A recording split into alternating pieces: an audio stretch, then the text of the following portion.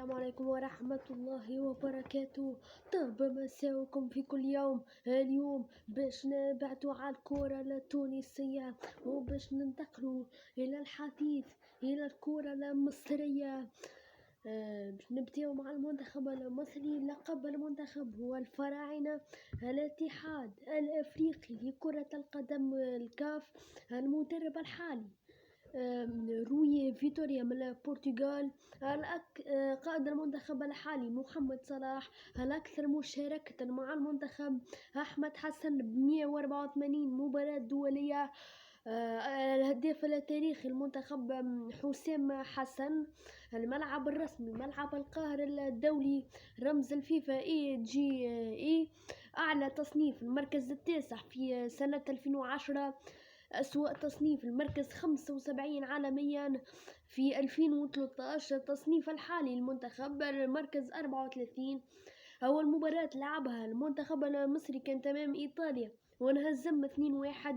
مباراة لعبت في بلجيكا سنة 1920. أكبر فوز للمنتخب المصري كان أمام منتخب لاوس ب15-0. مباراة أقيمت في إندونيسيا سنة 1963. أكبر هزيمة للفراعنة كانت على يد الطليان أيضا 11-3 في هولندا 1928.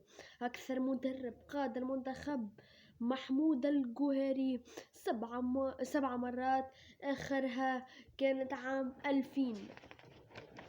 نتعداو مشاركات المنتخب المصري. شارك في كأس العالم 3 مرات فقط، الأولى 1934 وأفضل إنجاز دورة 16 سنة 1934.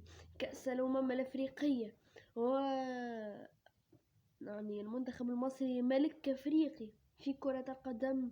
شارك 26 مرة، الأولى 1957 وأفضل إنجاز البطل 7 مرات، الأولى 1957 59 86 98 2006 2008 2010 الثلاثية التاريخية. نحكيو أيضا عن لاعب عصام الحضري حارس المنتخب المصري. أكبر لاعب يشارك في تاريخ كأس العالم لكرة القدم، 45 عام و116 يوم. إن شاء الله تكون عجبتكم الحلقة المصرية 100% بعيدا عن الكرة التونسية، وإن شاء الله نعملوا حلقة كما هكا على المنتخب التونسي وأغلب منتخبات العربية أقواها، وإن شاء الله زيادة نحكي على المنتخبات العالمية والأوروبية.